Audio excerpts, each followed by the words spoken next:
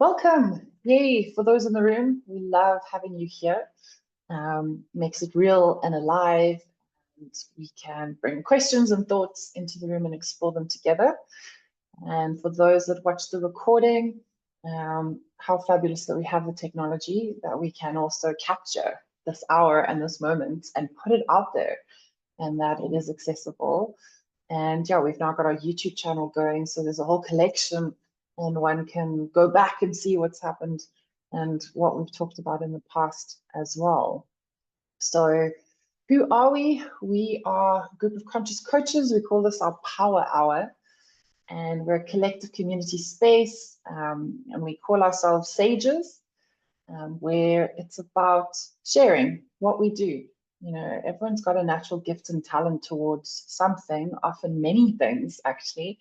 And I think that's one of my favorite aspects about meeting all the different coaches in this group, is that everyone's got a beautiful blend of different passions, different interests, different skills, different talents. And we're all here to offer these to the seekers that are looking for some kind of support or inner growth and development on their journey. And we've discovered that community is such a beautiful way to do it, to find the others, the others that are seeking, the others that are also on a path, exploring, navigating, unearthing, and ultimately wanting to grow and evolve. And when we do it together, it's just so much more fun, I find. And we can hold each other through the difficulties and the challenges and this discomfort, and then we can celebrate on the other side of it. We're part of a larger community called Solo, Search Others, Love Oneself, created by our dear colleague Simona Ferrari. And what I love so much about what she's put into the world is it's a community of like-minded individuals. And what we mean by that is that people who want to grow their consciousness, want to evolve, want to explore this human world, this connection between spirit and life.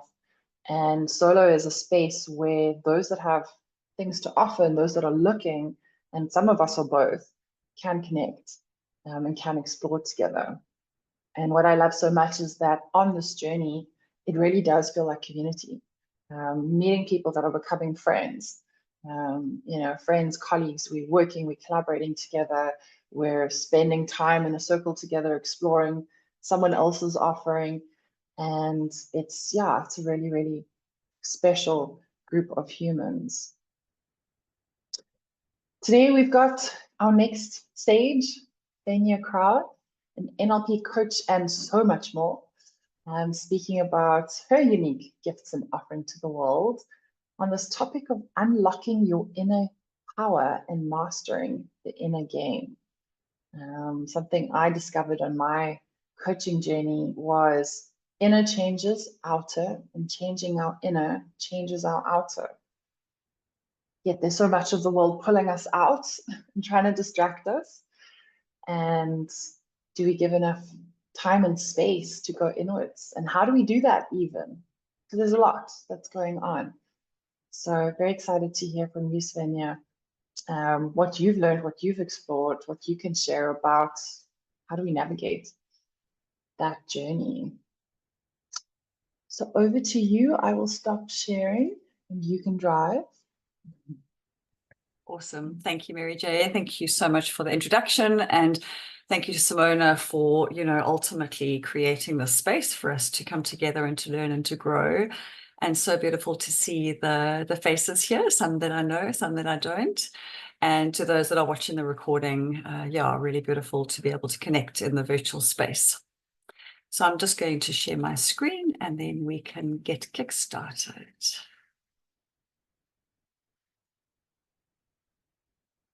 So today is all about unlocking your inner power and mastering the inner game. I just want to change my floating meeting control panels. I don't want to be seeing those. So I love this quote. A man will be imprisoned in a room with a door that's unlocked and opens inwards, as long as it does not occur to him to pull rather than push. And so I think that we spend a lot of our lives seeing things from one perspective and looking at a door and wanting to push it and not realizing that in fact there is another option, that there is another way to navigate that door. So what is NLP? NLP stands for Neuro Linguistic Programming. And basically it is understanding how we take in information via our neurology, and then how we assign meaning to our experiences. And NLP upgrades our internal software. I love that little image of the brain doing, doing push-ups. It's so cool. So my name is Svenja, and it is such an honor to be able to share some of what sets my soul on fire with you today.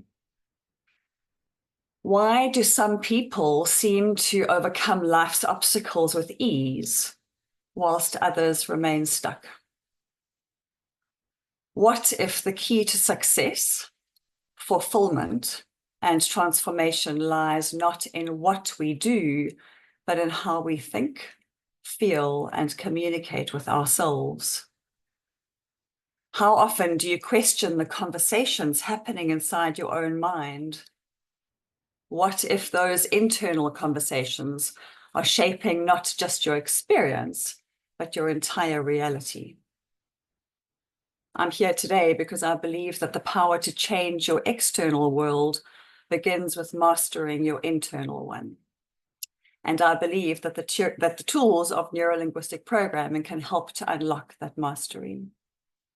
I have seen firsthand how shifting our internal dialogue can lead to profound transformation, whether it's in personal growth, relationships, or career success. It all starts with the inner game. There was a time where my world felt really small. I saw things through a lens that didn't yet allow me to fully understand myself or to take responsibility for what I was experiencing.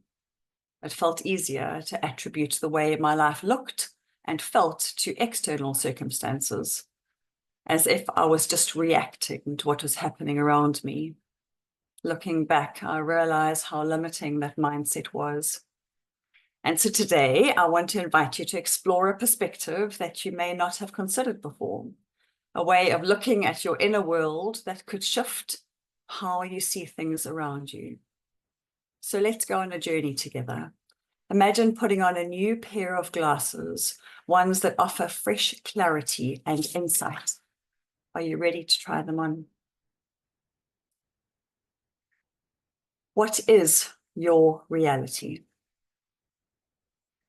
The best way of understanding how we understand any given moment is by seeing this image of our brain, which is what's inside all of our heads.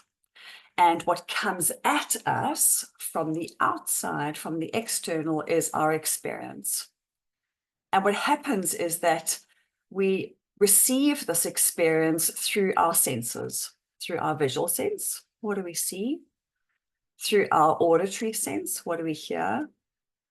Through our kinesthetic, so what do we feel or what are we touching? Through our olfactory, which is what are we smelling? And through our gustatory, which is what are we tasting? And in actual fact, the volume of information that is coming at us equates to about 2 megabits per second. So I don't know whether you can wrap your head around that volume of information per second. I think that if we were to even begin to conceptualize that, we would probably all be in straitjackets. So we've got all of this information coming at us at any given moment. And our brain has got to somehow begin to make sense of it. And so what ends up happening is that because we can only process 150 bits per second, so we've got 2 megabits worth of information coming in, and our brains can actually only process 150 bits. And so what ends up happening is that we have to filter it. And so inside each of our brains, there is a filtration process that is happening. So imagine this beautiful coffee filter. You've got these coffee beans and this filtering process to help us to come out with the goodness and the richness of our experience. And every single one of us processes through three main processing options or tools, and that is deletion, distortion, which is giving something meaning it doesn't have, and generalization. And what those basically mean is that deletion is really important. I'm sure that you've been in a really, really busy space where there's lots of noise, there are lots of people speaking, maybe there's some clanging and banging from the kitchen space, or maybe there's loud music happening, and you are standing in front of somebody and you want to have a conversation with them, and you really need to hone your attention in order to understand what it is that they're speaking about or what the conversation may be about. And so your brain deletes the external peripheral noises, sights, perhaps smells, in order to be able to hone your attention in. So that deletion is really good, right? We need that. We need our brains to be able to do that. Where it may not be helpful for us is when you are speaking to a friend or to a colleague or to a spouse, and you think that what they are talking about is rubbish and you're really not interested, and you decide to delete that information. That is not a helpful filtration process. So that's the beauty of what happens in our brain, is that we have a healthy filtration and we have a not so healthy filtration. And when we can identify that, that's where the magic lies. Distortion is, so if you take a moment and you just close your eyes for a second, I'd like you to imagine your bedroom space at home. Can you visualize the positioning of your bed and your bedside table? Maybe you can even notice or visualize the cover that's on your bed, the blanket, the duvet cover. So when you're ready, you can come back to me. And that distortion is really good because we want to be able to visualize. We want to be able to bring things into manifest, right? Things that are not right here, right now. We want to be able to cast our minds out and to be creative and to be wild and to be really awesome.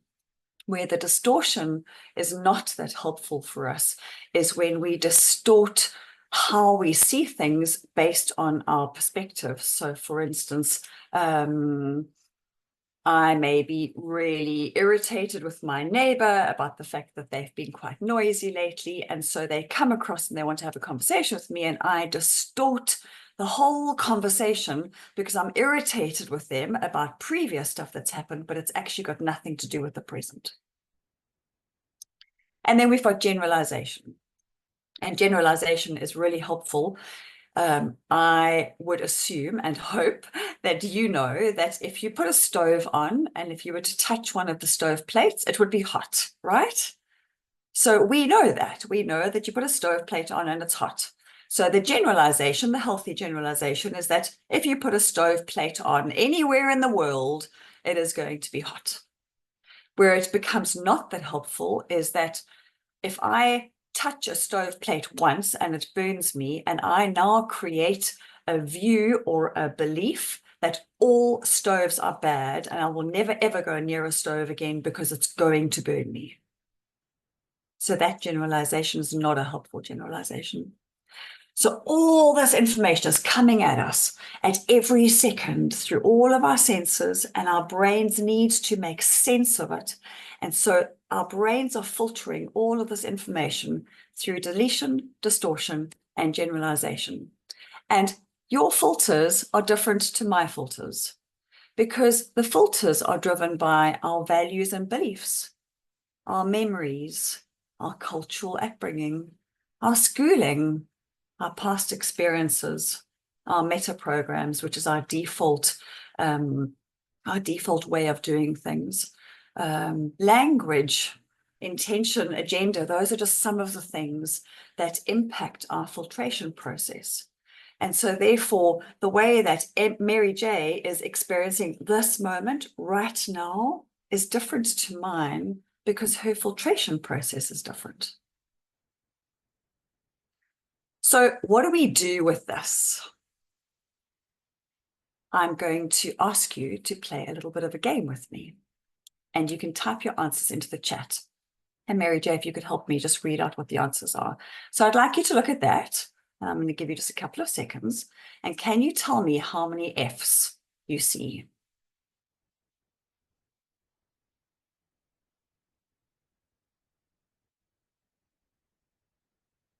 Yes. That was giving away the answer. Okay, so let me know in the chat how many Fs you see. And I can't see the chat because I'm sharing. So if Mary J, if you could let me know. Cool. So I got 4. I was rushing Awesome. there. Someone else Celeste got 5. Shaman said 4, but then he saw 6. Also, when I saw 6, my brain corrected it. Yo, that's interesting. Awesome. Okay, so let's have a look at it. So the correct answer is 6, yes. And can you see where the Fs are?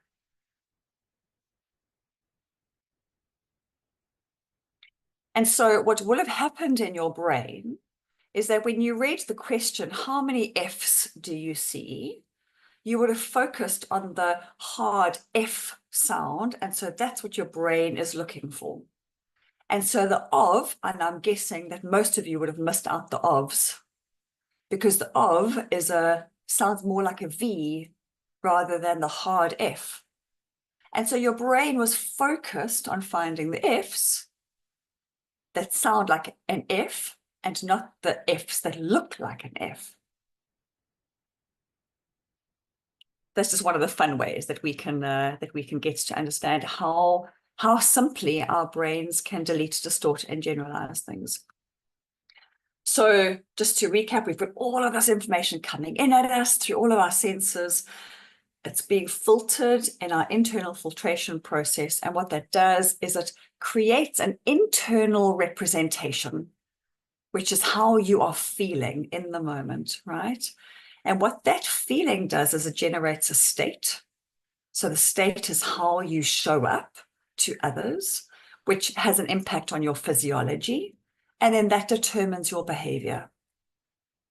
So how you show up to others is based on your personal map of the world or your personal reality. So in NLP, we refer to this as the personal map of the world. And so if we can come to a place of understanding that every single individual on this planet has got their own personal map of the world, it helps us when we're in conversation with another.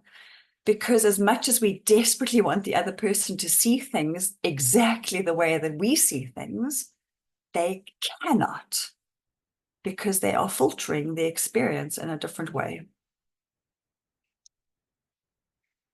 So the way that you filter your experience determines how you feel, determines your state, determines your physiology, determines how you learn, how you perform, how you make decisions.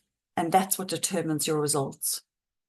So if you are finding that you are stuck or that you are not achieving the results that you would like, what we need to do is we need to have a look to see what's happening inside and therefore what's showing outside.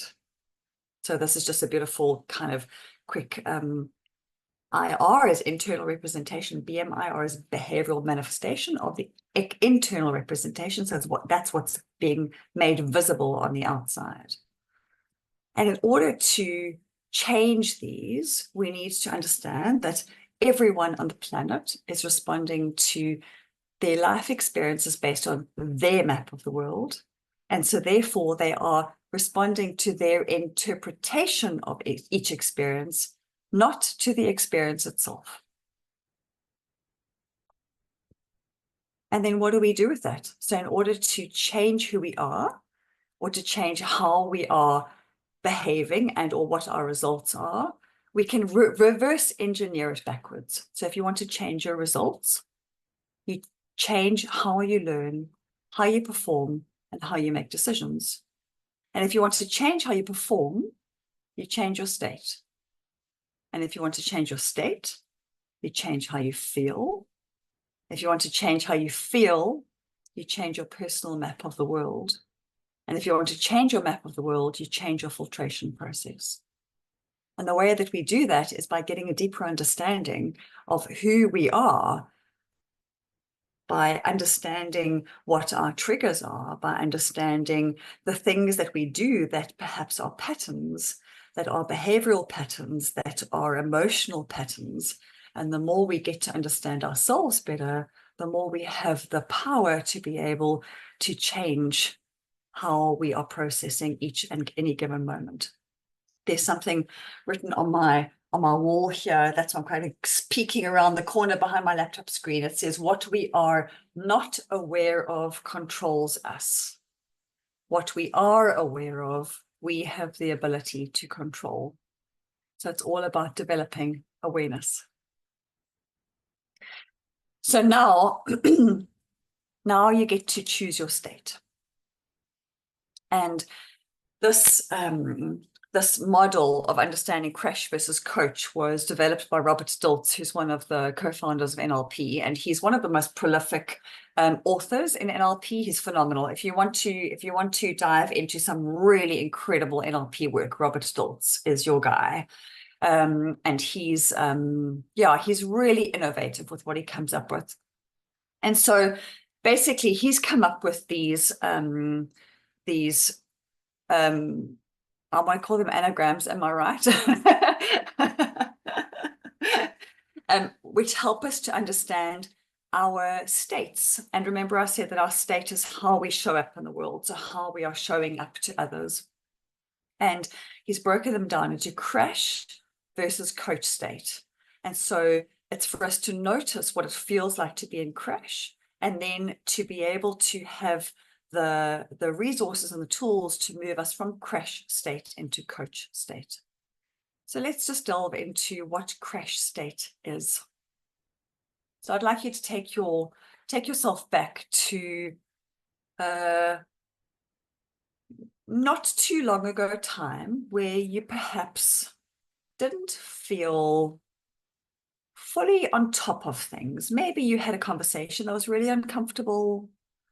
Maybe you received some news that made you feel a bit sad, or maybe a bit angry. Maybe you were driving and a taxi driver cut you off. So just take yourself back to a time where you didn't feel great. And just give me a nod if you've got yourself there. Beautiful. Okay, good, beautiful. And so the way for us to notice when we are in crash state is that we feel contracted. So I know even my physiology becomes contracted when I'm in crash state. I also feel contracted inside of my body, my chest, my breathing feels contracted. My tummy might even feel contracted. It feels tight and maybe a little bit anxious. So contraction happens when we're in crash state. Reactive. So I know that when I'm in crash state, my reactivity is enhanced. And so a question that might not normally have an impact on me will make me kind of bite back. That's because I'm in crash state and I'm feeling reactive.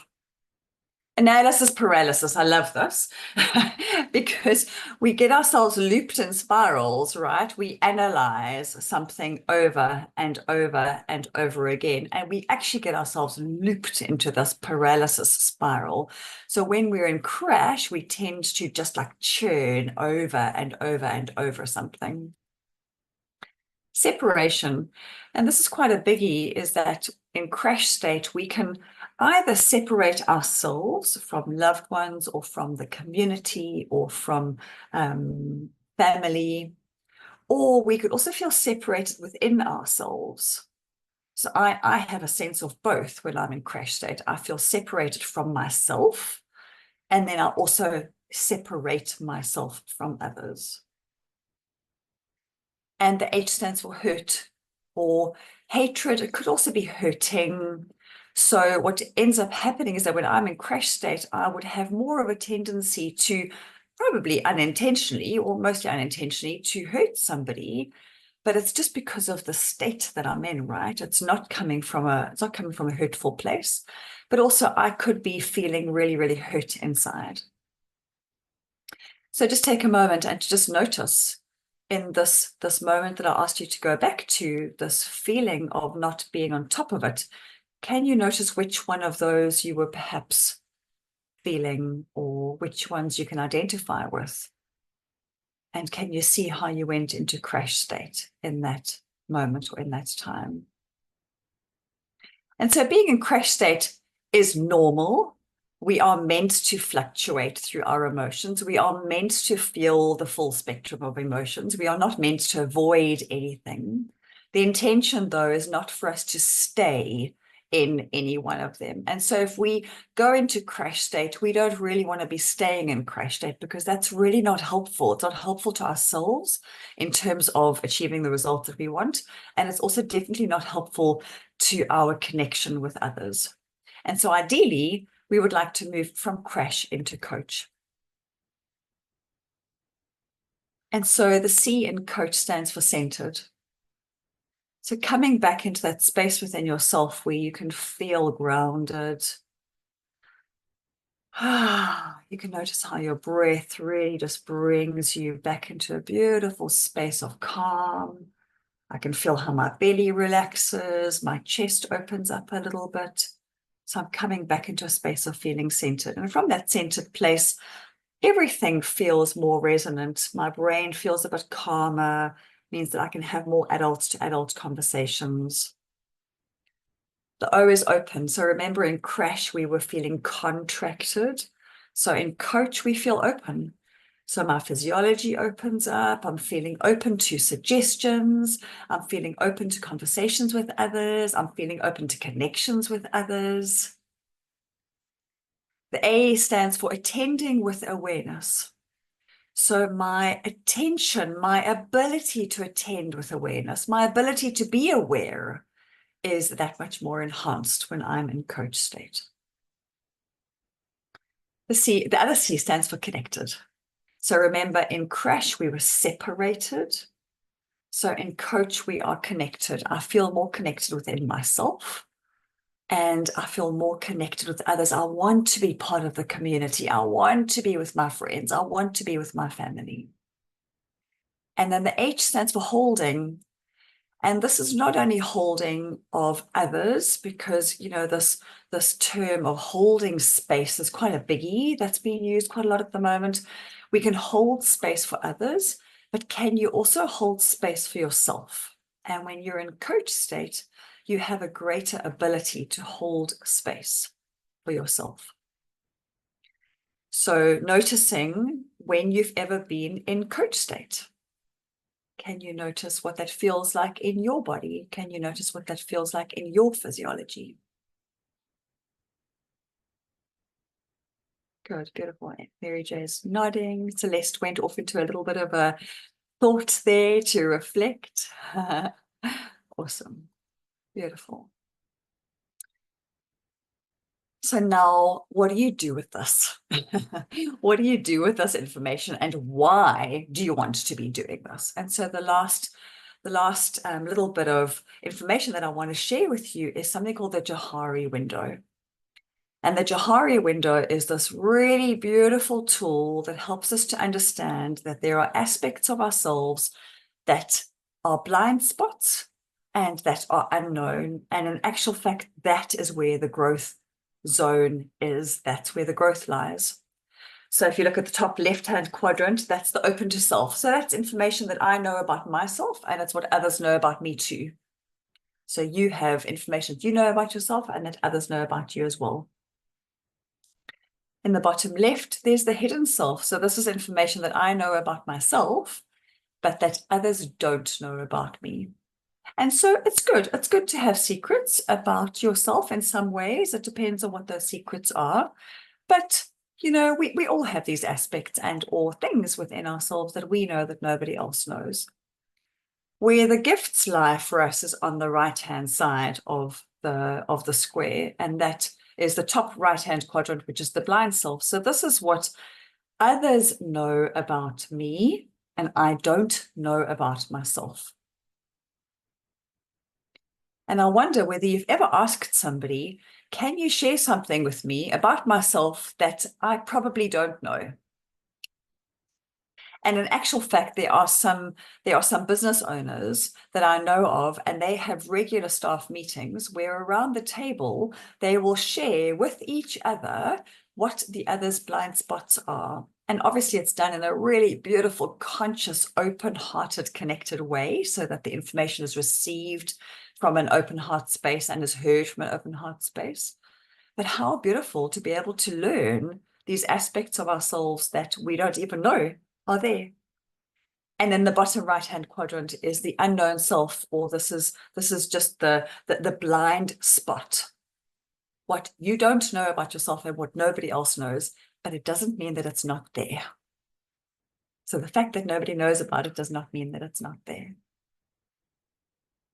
Good. So this is like quite a lot of information coming at you. I just want to make sure that everybody's okay. Give me a thumbs up. Everybody's still present and still here. Awesome. Beautiful.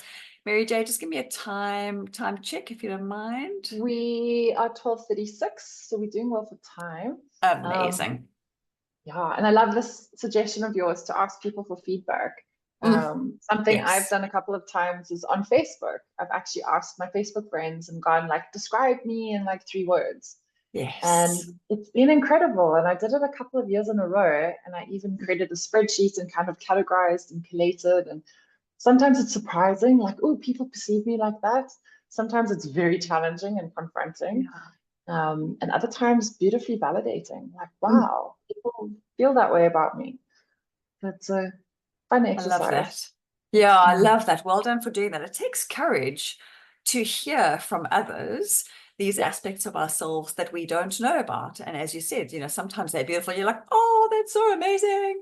And then when the challenging bits come in, what do we do with that information then? You know, the fact that we might not really enjoy hearing about it does not mean that it's not there and that it's not something for us to be looking at. And I really do believe that whenever something comes into our awareness that makes something feel uncomfortable inside, that's an opportunity to dive into it and to learn more about yourself. Good. So thank you for being open to learning about yourself. And so what I'd love to do is to open up the floor for some questions, anything that's come up in terms of what it is that I've shared. I am going to be ending with some reflective questions that I'd love for you to take away. But for now, if there's anything that's come up.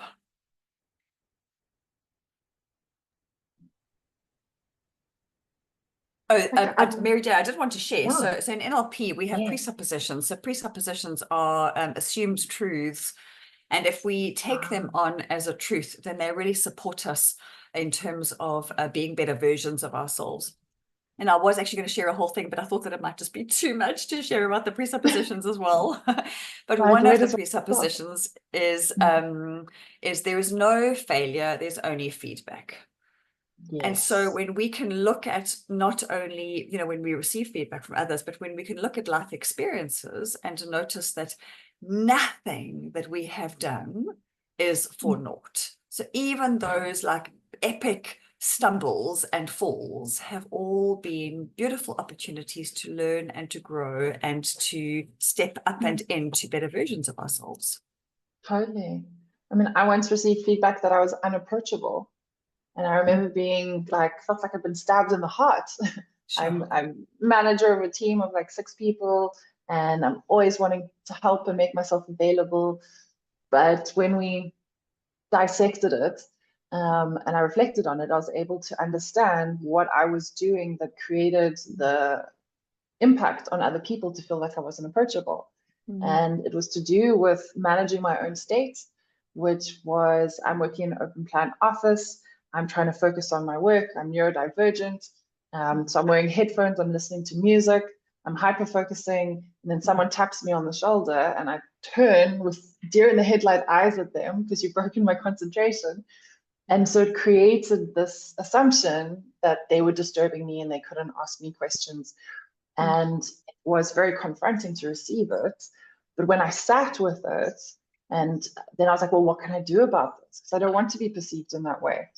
But clearly something needs to change. And in the end, I was able to sort of, first of all, explain what I was experiencing, and how I was managing my own state and ability to concentrate, and then set agreements with my team to go, could you send me an email or an instant message to ask to speak to me in half an hour?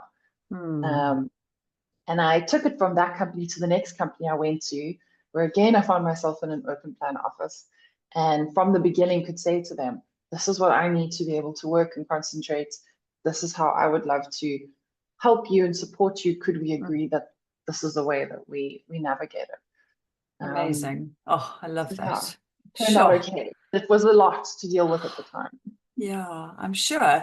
And yet now you can totally live with the gifts from that. And you can use them to benefit you. I just absolutely love that. That's really, really beautiful. Well done. Thank you for sharing that with us. Gosh, that's really amazing. I'd love to hear from Celeste or from Shaman. You want to bring your voices into the space? Hey. I can just share that when we did that exercise now, about thinking about when I'm in crash or when I'm in coach, helped me to see a pattern of when I'm in coach. And it's always after I've kind of invested in some self-work. And at this stage, I'm lucky enough to do a session like every 2 weeks. And coming back from that always opens me up to the world around me and makes me want to love more and be more of service and give more.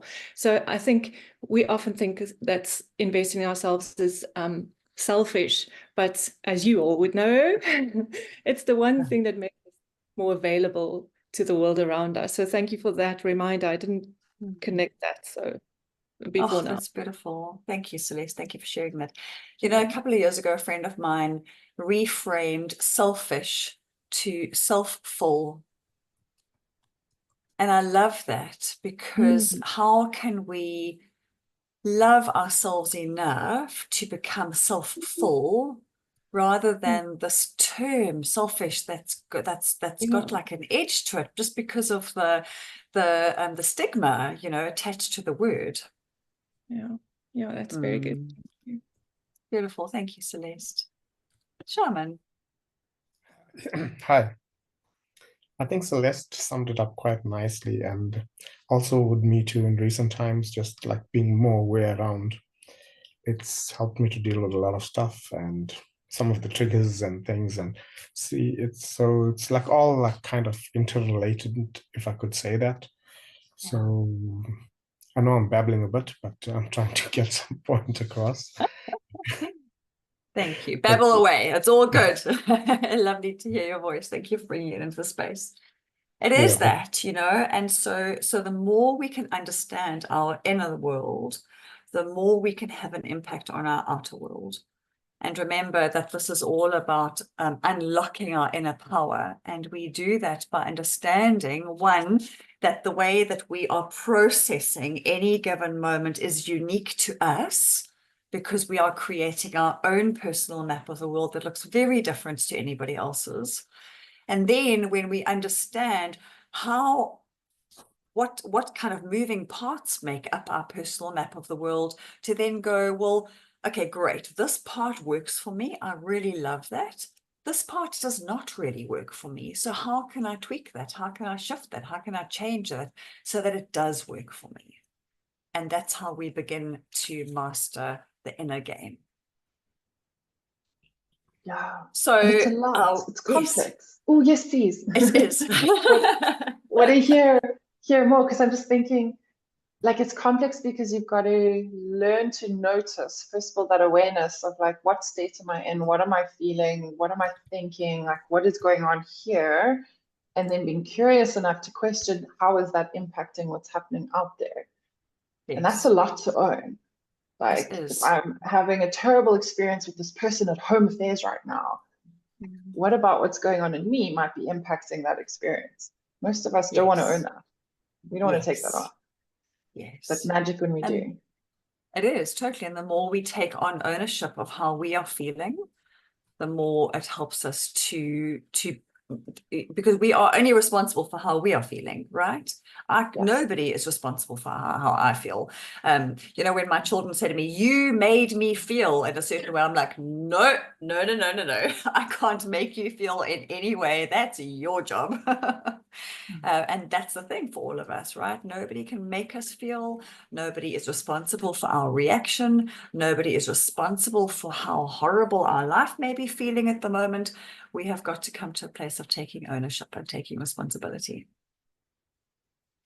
So I'm really excited to share with you that I'm going to be offering an NLP diploma in early 2025. So over 3 full days, it'll be a 3 full day training. And it'll be enough to support you in terms of your own personal life around these incredibly beautiful and very, very powerful NLP tools. It'll be in person in Cape Town, and so super, super interactive to really help you to dive into it. And it will also be a precursor to an NLP practitioner training that I will do a little bit later. So if you've done the diploma, it'll count towards the practitioner training. And just this, so imagine having the tools to truly understand yourself, to regulate your emotions, and to communicate more effectively with others. NLP offers the path to personal empowerment, deep self-awareness, and the ability to reshape your thoughts, feelings, and behavior. It's not just about learning, it's about transforming how you navigate your life. So I hope that you are ready to transform your life. You are welcome to contact me to get onto the waiting list if you are wanting to join me for the NLP training early next year. And then, as I mentioned just now, I would love for us to end on some reflective questions. And if you want to jot these down, or otherwise, I'm sure that you could screenshot them, or you can get them on the YouTube recording. And so, you know, we've explored these really beautiful tools today. We've explored the Johari window, the NLP communication model, and crash versus coach. And they all give us really powerful ways to understand ourselves. But these tools are only as effective as the reflection and the actions that we take after learning them. Because we can learn all these incredibly beautiful things, but if we're not going to do anything with it, then what impact will it have on our lives? And so in order to begin to weave this information, this knowledge into your being, I'd love for you to consider, how well do I really know myself? And what could I discover by asking for more feedback from others? How might my internal dialogue be shaping the way that I communicate with others? And how can I align my words with my deeper intentions? Am I showing up as a coach in my life, guiding myself and others towards growth, or do I sometimes find myself in crash mode? And what if I started assuming the best in every situation, seeing challenges as opportunities for growth rather than for roadblocks? So I encourage you to take a moment to reflect on these questions over the coming days. Integration happens when we actively engage with new perspectives. So take the time to listen to your inner game and notice how these insights could lead to transformation. Those are some juicy questions. I love them. Yay. Yeah. Thank you so much thank you for joining, and thank you for being part of this this sharing experience. It's been so beautiful to see your faces and to have your energy in the space. Thank you so much. I've made a whole lot of notes. Yeah, by being able to like put into words what one experiences as a default, just make sense of it. And little tools like crash versus coach, being able to see where am I, where would I like to be, what could I do to get there. So with that crash versus coach model, what I've suggested to some of my clients is that they actually have crash and coach up on a wall somewhere, and then, you know, so to notice whether it's in the kitchen or whether it's in the bathroom, and to reflect on it every now and again and go, okay, where am I right now in this moment? Am I in crash or am I in coach? Because again, the more we can notice what it feels like in our body to be in crash, or what it feels like in our body to be in coach, it helps us to come back into alignment again, back into the ideal coach state. And go, what can I do to shift it? Like I know for me to shift my state, music and dancing, it's my default. And to be able to notice like, oh, I'm in that contracted reactive space. Okay, what music should I put on right now? Get up, dance, move. And then I can shift back into that coach state. So if you were in a space where you couldn't put music on and or dance, what would be the easiest way for you to go from crash into coach? And I'm opening this question to the floor. I mean, breathing is always with us. I think that's a nice default. Yeah. And consciously, like body scans, consciously scanning where the contractions are, trying to breathe into those. Yes. Anyone else got any ideas? It's the first that came to mind for me. So Claire has shared meditation. Yeah, definitely. And that's why it's so valuable to have a variety of tools too. Exactly. Yeah, for different scenarios. Yeah. Exactly that, because it depends on where you are. And sometimes the one tool won't always work, for the other. So one that I really particularly love, and I might just need to drop my screen to show. So I put my left hand on my heart space and my right hand on my belly. And just take a moment. You can either soften your gaze or close your eyes and allow your belly to loosen. This holding on that we do really, really doesn't serve us. And what this pose does as we really slow down our breath is it connects us back to our heart spaces. And it connects us back to our hara, which is our one center point. And by coming back into connection and centeredness between our heart and our belly, I wonder whether you can notice how your whole neurology calms down.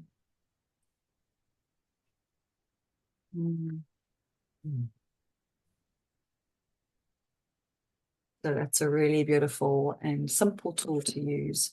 And it's great to teach our kids as well. Yes. I've got a little, sort of meditation that I've been teaching my 4-year-old, which is also around hand on his heart, imagining a yellow and a pink glow and sort of sharing it through his body. And it's incredible to watch how it just calms him down. You ask him how he feels afterwards, and he's like, happy. And I'm like, okay. Beautiful. And Yay. Raging, screaming, shouting, kicking, biting. But also we then have to regulate our state first. Exactly. And remember, when it comes to our children, that our children do what we do, not what we say. So our behavior is what's important for us to be showing to our children if we want them to do things in a different way. Yeah. Oh, I love this work. So deep. So many ripples. So thank you, Svenja, so much for sharing your wisdom with us and giving us some tangible tools and the option to go and do more. Yes. I'd love to hear more about your program. And we will share in our networks. We do have a mailer we want to get out, and we will share resources from all the talks that we've had.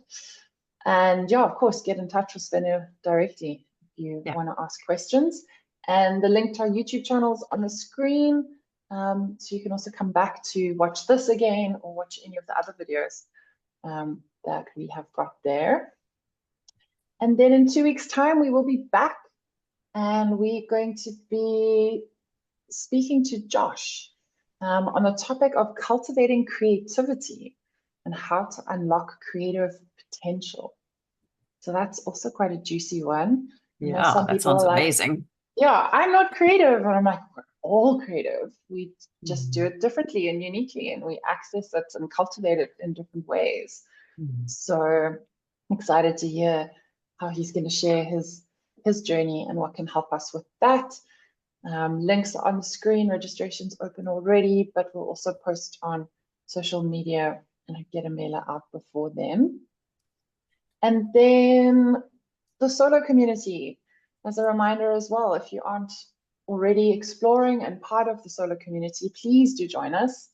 There is the Solo Online Portal, which is a website where you can go and search for events, search for sages, find out what's happening that you want to get involved in. And I often, a weekend comes up and I'm like, oh, what's happening this weekend? And I go and I filter and I can find like, there's cacao and breathwork here, or there's bliss dance there, or there's this workshop on this topic. There's all sorts there. And we've got WhatsApp groups, both also to find events and connect with sages, but there's some lovely chat groups on all sorts of topics as well. So it's a way to get to know and see who's in the community and explore, wherever you're at in your journey that's of interest to you. So thank you, everybody, for joining us. Thank you. Yeah, it's been lovely, and looking forward to seeing you in 2 weeks' time. Amazing. Thank you, Mary J. So beautiful to be able to be in the space with you. And thank you, everybody, for joining us. Really divine to see you. And I look forward to connecting with you outside of this. Great. Thank you very much. Have a beautiful day. Bye. Bye.